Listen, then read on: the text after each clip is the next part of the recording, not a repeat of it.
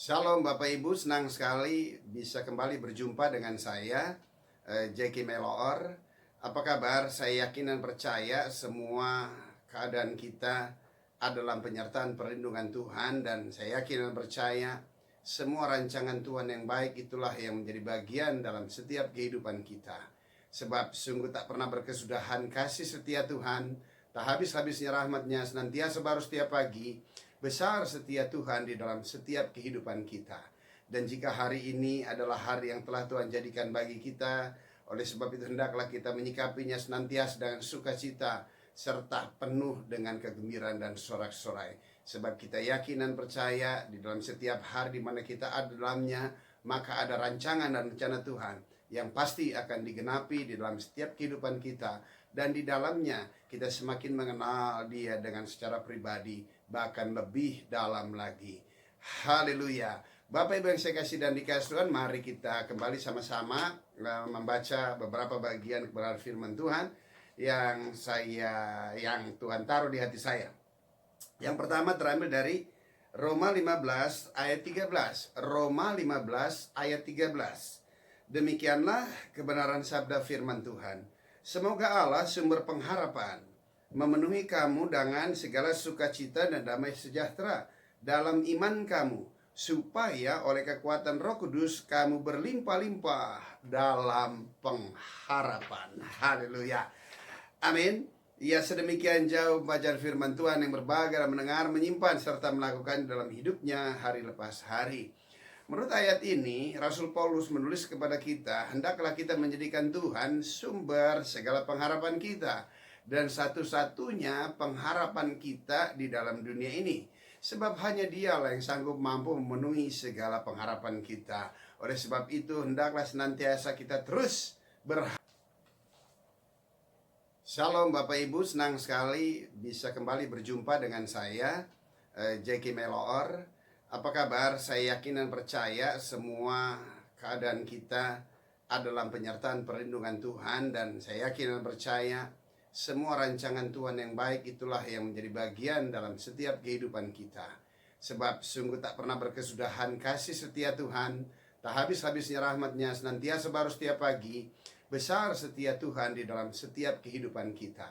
Dan jika hari ini adalah hari yang telah Tuhan jadikan bagi kita, oleh sebab itu hendaklah kita menyikapinya senantiasa dengan sukacita, serta penuh dengan kegembiraan dan sorak-sorai. Sebab kita yakin dan percaya di dalam setiap hari di mana kita ada dalamnya, maka ada rancangan dan rencana Tuhan yang pasti akan digenapi di dalam setiap kehidupan kita. Dan di dalamnya kita semakin mengenal Dia dengan secara pribadi, bahkan lebih dalam lagi.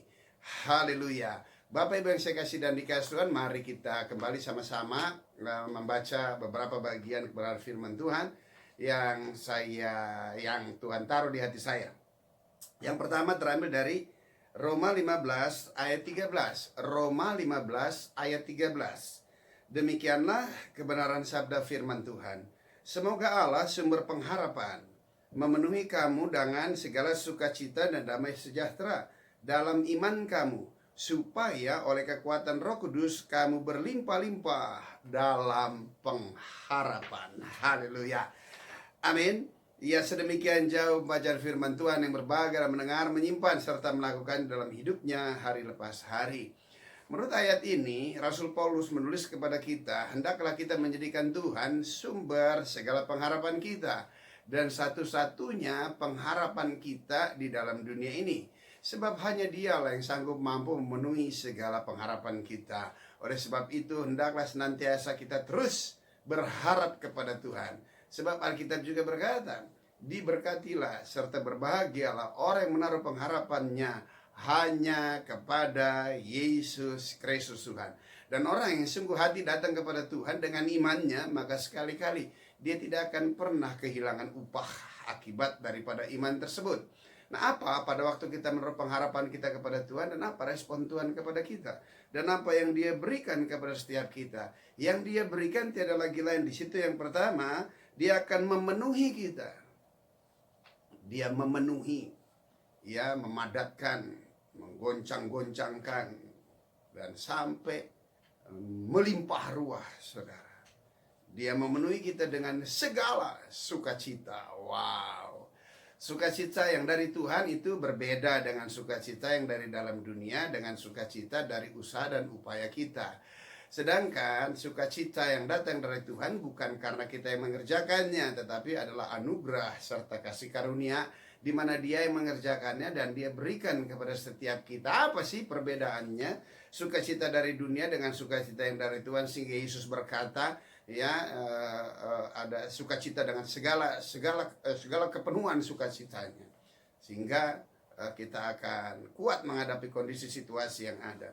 Nah, kalau sukacita yang dari dunia dengan hasil yang kita upayakan, seperti orang bekerja, seperti orang berusaha, ya ada sesuatu yang mereka kerjakan terlebih dahulu, mereka tunggu hasilnya, dan akhirnya mereka memperoleh hasil dari apa yang mereka kerjakan, dan pada waktu itu mereka pasti akan mengalami sukacita.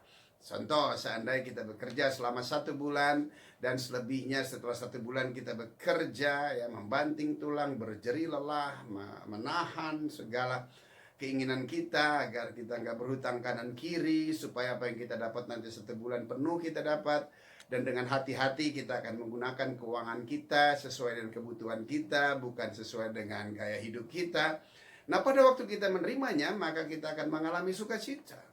Tetapi sukacita yang sedemikian tidak kekal. Sukacita yang demikian tidak permanen. Sukacita hanya waktu-waktu tertentu. Kenapa? Karena sebab daripada sukacita yang kita usahakan dan akibatnya yang kita terima itu tidak tetap sifatnya. Pada waktu kita pertama terima, kita terima utuh. Tapi setelah berjalannya waktu sesuai kebutuhan keperluan kita, maka sesuatu itu juga pasti akan habis. Nah, sukacita yang dari Tuhan bukan seperti itu. Sukacita yang tidak kita usahakan, kita kerjakan, tapi sukacita karena kita beriman kepada Dia dan kita meminta sesuatu kepada Dia, dan Dia beri yang terbaik buat kita, yaitu sukacita ilahi. Sukacita ilahi itu artinya memberikan kita kekuatan, kemampuan, kesukaran, kesulitan boleh datang silih berganti. Tetapi heran tuh, nggak ada kata keluhan, tidak ada kata bersungut-sungut yang keluar dari mulut bibir lidah kita. Sementara yang lain mungkin tidak mempunyai daya tahan sama seperti saudara. Tetapi karena saudara punya sukacita yang melimpah, maka lihat, kesukaran, kesulitan boleh datang, tapi hatimu penuh dengan sukacita. Sebab kita mempunyai Tuhan, di mana kita berharap kepada Dia, dan Dia Tuhan yang tidak akan pernah mengecewakan kita. Dan kita tahu Tuhan itu pasti akan memberikan pertolongan kepada kita tepat pada waktunya. Sebab kita mengerti dan punya firman, Allah turut bekerja di dalam segalanya untuk mendatangkan kebaikan. Dan bersama dengan Dia kita kuat, cakap, menanggung, menghadapi segala masalah yang ada. Bahkan Dia menjanjikan kita akan keluar lebih daripada pemenang. Lebih daripada pemenang berbicara tentang konsisten kita beriman kepada Dia, konsisten kita menyikapi segala situasi dengan hal yang benar, konsisten kita berpikir dengan pola pikir yang benar, yang kuat, sehingga kita tidak keluar dari prinsip-prinsip iman kita, sehingga kita akan mempermalukan diri kita sendiri yang identik mempermalukan Tuhan. Orang yang bergantung harap kepada Tuhan, yang menaruh pengharapan sepenuhnya kepada Dia, dengan beriman kepada Dia, Tuhan akan memberikan sukacita yang berkelimpahan, dipenuhinya dengan sukacita yang melampaui segala akal. Kadang-kadang kita nggak punya uang, kadang-kadang kita nggak tahu kadang-kadang kita nggak ngerti bagaimana tentang hari besok. Cuman heran tuh, nggak ada rasa kekhawatiran berkelebihan tentang hari esok, sekalipun nggak ada yang kita pegang. Tetapi sukacita yang datang daripada Dia, sekalipun kita tidak mempunyai pegangan untuk hari esok, tetapi kita punya keyakinan, kita percaya Tuhan senantiasa memberkati orang benar. Dan orang benar itu yang siap diberkati Tuhan adalah saudara dan saya. Haleluya. Yang kedua Dia berikan apa? Yang kedua Dia berikan damai sejahtera. Wow. Damai yang Dia berikan sangat besar. Wah, damai sejahtera. Damai sejahtera yang diberikan Tuhan juga berbeda dengan damai sejahtera yang dunia berikan. Kembali sama prinsipnya, segala yang ada dalam dunia tidak tetap sifatnya dan bersifat hanya datang dan pergi.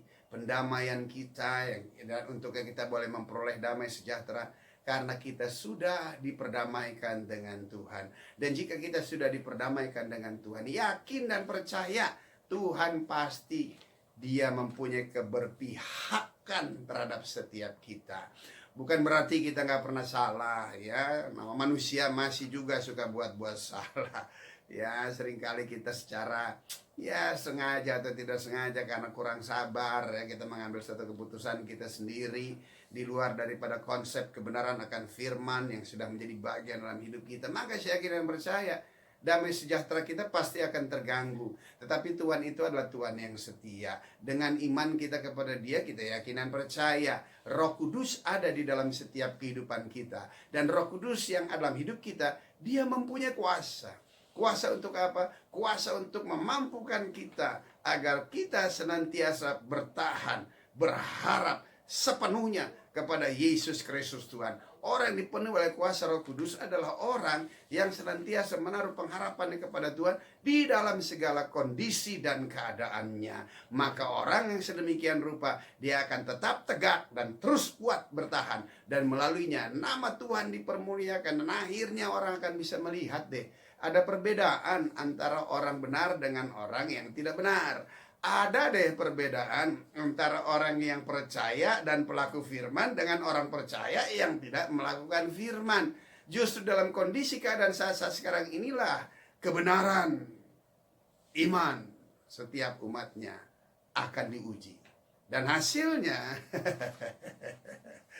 ya saudara akan bisa menyadarinya. Dan hasilnya akan ditonton. Tetapi buat setiap kita yakin dan percaya, iman, pengharapan, dan kasih kepada Tuhan tidak akan pernah mengecewakan kita. Justru dengan kita beriman kepada Dia, ada sukacita berkelimpahan, ada damai sejahtera, memberikan kekuatan, kemampuan bagi kita untuk bertahan di dalam segala keadaan. Daud sendiri berkata, apapun kau boleh ambil daripadaku ya Tuhan, namun jangan pernah ambil roh-Mu di dalam hidupku. Sebab dengan roh-Nya Dia membantu kita untuk memberikan kekuatan bagi kita untuk senantiasa berharap menjaga setiap iman kita sehingga kita terus benar di hadapan Tuhan. Haleluya. Amin. Yang kedua 1 Korintus 1 ayat 8 dan ayat 9. Ia juga akan meneguhkan kamu sampai kepada kesudahannya, sehingga kamu tak bercacat pada hari Tuhan kita Yesus Kristus. Allah yang memanggil kamu kepada persekutuan dengan anaknya Yesus Kristus Tuhan kita adalah setia. Haleluya. Dalam terjemahan yang lain di situ dikatakan, Dia akan membuat Anda dan saya stabil. Bukan cuma sekedar stabil, tapi kuat sampai akhir. Wah. Kestabilan itu tuh yang menjadi bagian dalam hidup kita sebagai orang benar. Ayo, bagaimana? Ya, Tuhan berjanji Dia akan membuat kita stabil dan kuat sampai akhir. Yang menjadi pertanyaan, ya, bagaimana pola hidup kita sebagai orang yang beriman? Orang yang hidup di dalam iman, dia pasti akan stabil di dalam segala kondisi keadaannya sesuai dengan kadar imannya. Orang yang stabil pasti dia akan mempunyai kekuatan. Haleluya. Oleh sebab itu kita anak-anak Tuhan juga harus menyikapinya dengan benar dong. Kita akan bersyukur, berterima kasih Tuhan telah menyelamatkan kita. Kita mempunyai iman kepada Dia, sehingga Dialah yang menjadi satu-satunya sumber pengharapan kita. Dan Dia berikan kepada kita segala sukacita serta damai sejahtera yang melampaui segala akal, sehingga kita dimampukan kuat menghadapi gelombang dinamika kehidupan yang ada. Namun kita juga harus perlu kestabilan di dalam iman kita sebagai orang benar. Sebab kita berjalan di dalam jalan yang benar. Nah, jalan yang benar itu ada di tengah keadilan. Nah, di tengah keadilan artinya kita harus nantiasa terus stabil, saudara.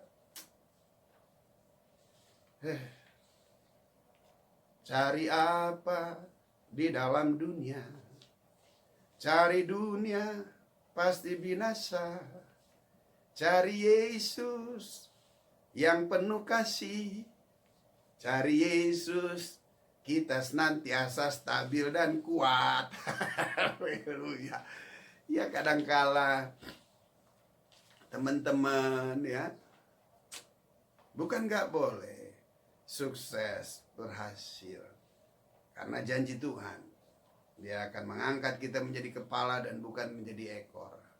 Nah cuman kalau Anda punya konsep menjadi kepala bukan menjadi ekor, harus stabil terus jadi kepala. Tuhan menjadikan kita kaya, tidak miskin. Amin. Nah cuman kalau Anda sudah jadi kaya, harus stabil terus kaya dong. Hari-hari ini kan sedang diuji. Ya, Tuhan angkat kita menjadi kepala bukan menjadi ekor, bagaimana? Kayaknya yang jadi kepala kemarin itu kelakuannya jadi ekor sekarang. Terus yang kemarin-kemarin kita komplain, kita yang miskin dijadikannya kaya. Dan setelah jadi kaya, sekarang gimana? Saya nggak bisa jawab. Anda sendiri yang jawab, dan Anda sendirilah yang menilai. Ayo, anak-anak Tuhan tuh, Tuhan mau agar kita stabil. Teman-teman saya bilang, Jeki dari dulu begitu-begitu aja tuh. Sepertinya nggak naik-naik. Sepertinya nggak bertumbuh. Loh, ukuran Anda naik dan bertumbuh itu apa? Kalau ukuran naik dan bertumbuh hanya sekedar diukur dengan harta, terus seberapa banyak pengikut, harta saya di surga. Harta saya adalah kebenaran. Saya nggak perlu diikutin orang, tapi saya pengikut Kristus Yesus Tuhan. Nah kalau saya sebagai pengikut Kristus Yesus Tuhan, maka orang akan meneladani. Bukan dia meneladani saya, tapi dia meneladani siapa Tuhan saya. Haleluya. Sebab hanya Paulus yang berani berkata, teladanilah aku sebab aku meneladani Yesus Tuhan. Kalau saya nggak berani ngomong gitu. Ya, jangan teladani saya, tetapi teladanilah pribadi yang kepadanya saya ikuti, yang kepadanya saya bergantung harap, yang sampai hari ini dia tidak pernah mengecewakan saya. Sekalipun dinamika hidup seperti gelombang pasang, taufan badai menerpa, tetapi di dalam perahu saya ada Yesus Kristus Tuhan. Haleluya. Berikan tepuk tangan buat Tuhan. Haleluya. Amin. Sampai hari ini tetap stabil. Kenapa? Karena saya hidup untuk melayani. Bukan melayani untuk mencari hidup. Saya melayani sesuai dengan arahan yang Tuhan akan tuntun saya. Saya adalah pribadi yang kalau Tuhan gak suruh, saya gak pergi. Ambisi saya gak ada lagi lain, hanya menyenangkan hati Tuhan. Menyenangkan hati Tuhan dengan cara yang Tuhan mau kerjakan di dalam hidup saya. Bukan saya mengupayakan pekerjaan untuk menyenangkan Tuhan. Gak sanggup, saya gak bisa. Gak bisa. Tetapi menyenangkan hati Tuhan yang saya pahami untuk saya. Ya untuk kamu mungkin berbeda, kan kita punya masing-masing panggilannya. Kalau untuk saya, menyenangkan hati Tuhan kemana yang Tuhan mau saya pergi, apa yang Tuhan mau aku kerjakan, itu yang saya pergi dan aku kerjakan. Dan saya yakin dan percaya, jika itu terjadi, maka terjadi kairosnya Tuhan. Di mana ada rancangan rencana Tuhan, di dalam waktu normal saya ada waktu-waktu Tuhan yang Tuhan kerjakan. Sehingga saya bisa lihat hasil daripada pelayanan. Bukan seberapa banyak orang datang. Bukan seberapa megah gedungnya. Tapi seberapa banyak manusia bisa menerima lawatan dan jamahan Tuhan. Seberapa banyak orang bisa melihat karya Tuhan di dalam hidup saya. Sehingga untuk itu, bukan diri saya yang mereka kagumi, tetapi untuk itu mereka mengagumi yang menjadikan diri saya sebagaimana saya ada. Dan orang-orang yang pola hidupnya sederhana karena kebenaran, dan orang-orang yang mengalami penderitaan akibat kebenaran, itu adalah satu kebanggaan buat kita. Kita menderita karena kebenaran. Kita mengalami kesukaran dengan kesulitan hidup karena kebenaran. Itu kebanggaan buat kita. Apakah nggak mudah mencari jalan keluar untuk setiap permasalahan di tengah kondisi kita hari-hari ini? Apalagi kita punya predikat, jabatan, nama di depan, pendeta, hamba Tuhan. Teleponin aja teman-teman jemaat yang kita tahu dia mampu, yang pernah kita layani, yang kita pernah doain. Pakai bahasa rohani lagi. Berilah, maka engkau akan diberi, engkau akan diberi. Tetapi itu kan, aduh. Untuk apa forward? Semua kita lakukan, kita dapatkan hanya sampai di leher. Kita makan, kita minum, kita pakai. Semua akan menjadi usang, semua akan habis. Tetapi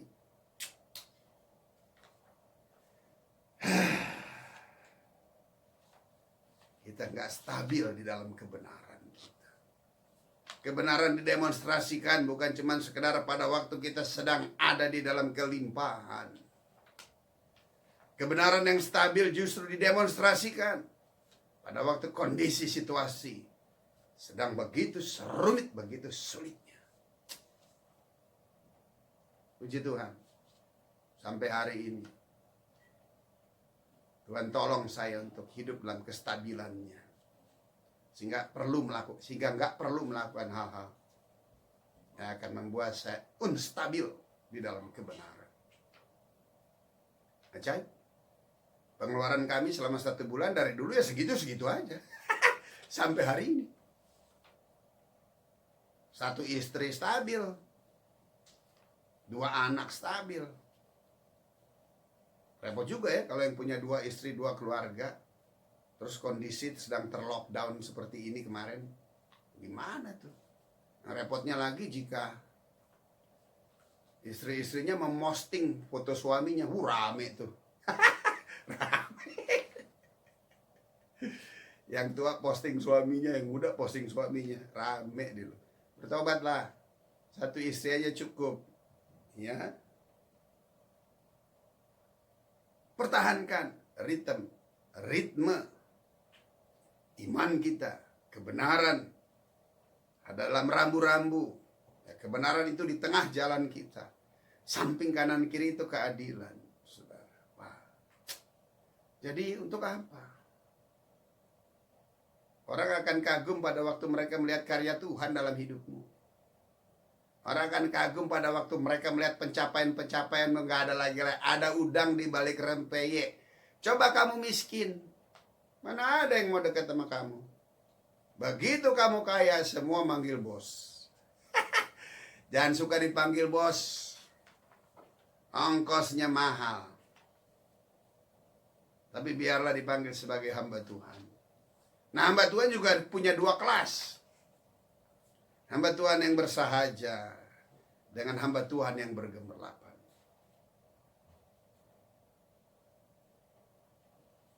Ada resiko, ada konsekuensi. Kalau hamba Tuhan yang bersahaja dianggap kartu mati. Tapi kalau hamba Tuhan yang gemerlapan, banyak pengikutnya. Paling tidak dapat kepretan. Ya, menjadikan karakter Anda matang sehingga Anda akan ditemukan tidak bersalah pada hari Tuhan kita Yesus Kristus. Stabil, kuat di dalam kebenaran. Ntar kalau Tuhan datang yang kedua kali, dia nggak tanya seberapa banyak jemaatmu, seberapa banyak hartamu, Seberapa banyak orang yang kau bawa kepada Tuhan, itu juga nggak ditanya. Tetapi sejauh mana engkau mengasihi aku? Sejauh mana kebenaranku hidup di dalam hidupmu? Apakah kebenaranku semakin besar di dalam engkau dan engkau semakin kecil? Apakah kebenaranku semakin kecil dan engkau semakin besar? Maka Matius berkata, bukannya orang yang berseru Tuhan, Tuhan, yang kan masuk ke dalam kerajaan surga. Bukannya orang yang berseru Tuhan, Tuhan, melainkan yang menurut kehendaknya. Ngeri. Tiba saatnya, hari terakhir, banyak orang kan berseru kepada Tuhan. Mereka bernubuat dan mengusir setan, melakukan mujizat demi namanya. Bukannya orang yang berseru Tuhan, Tuhan, melainkan yang menurut kehendaknya. Waduh, Tuhan. Firman dan pujian ini juga untuk saya. Betapa kita harus hati-hati, kita harus waspada, kita harus punya pikiran yang kuat akan kebenaran firman Tuhan, sehingga kita menyikapi hari-hari kita yang masih Tuhan percaya dengan penuh bijaksana. Haleluya. Amin. Nah sekarang PSBB. Jadi PSBB terbatas. Apa itu? Gereja-gereja sudah mulai dibuka kembali. Saya bersuka cita, senang. Karena saya nggak punya gedung gereja, saya nggak punya jemaat pengikut di gereja. Saya hamba Tuhan yang diam di rumah. Nah kalau diundang, saya pergi ke gereja, menceritakan tentang kebaikan Tuhan dalam hidup saya, menyaksikan bagaimana Tuhan pelihara kehidupan saya, agar jemaat dan umat Tuhan bisa melihat karya Tuhan di dalam hidup saya. Selebihnya nggak kemana-mana. Dan dengan terbukanya kembali gereja, puji Tuhan, ya, sebab kita sangat amat merindukan bisa kembali bersama-sama bersekutu dengan Tuhan. Sebab setelah sekian lama kita bersekutu secara pribadi dengan Tuhan, Tuhan membangun keintiman dengan setiap kita. Intim, haleluya, bersama Tuhan. Sehingga nanti jika kita beribadah, kita bisa sharing, tentu kita penuh banyak dengan kesaksian, saling melengkapi dan memberkati dan kesaksian-kesaksian yang Tuhan kerjakan dalam hidup kita. Tapi ya semoga salah sih. Saya berharap semua yang datang ke gereja mempunyai motivasi yang benar, membangun kembali prinsip dasar-dasar iman kita. Semuanya menaruh pengharapan hanya kepada Tuhan. Kita datang kembali beribadah dengan hati yang lapar dan haus, akan mengalami perjumpaan secara pribadi dengan Dia. Kita memuji, menyembah Dia, memekikan kemenangan, bersorak-sorai dengan hati yang melimpah, meluap dengan syukur, dan mempunyai kerinduan agar Dia berbicara kepada kita dalam peribadahan tersebut, sehingga kita boleh memperoleh anugerah dan dikuatkan kembali. Jangan punya motivasi yang salah. Saya nggak tahu, gak enak nih ngomongnya, tapi ada sih yang nyeletuk begini. Kamu nggak buka ibadah? Enggak. Kenapa? Nanti dulu. Kenapa? Ya susah, Pak. Yang kaya-kaya belum tentu mau datang ibadah.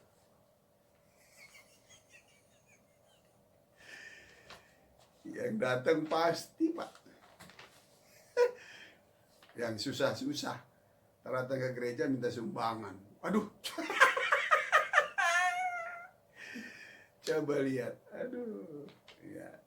Saya percayalah, kita anak-anak Tuhan yang bergantung harap sepenuhnya kepada Tuhan tidak. Ya, seberapa banyak yang serap bisa berikan sebagai gambar rasa syukur dalam peribadahan kita. Ya kamu berikan saja.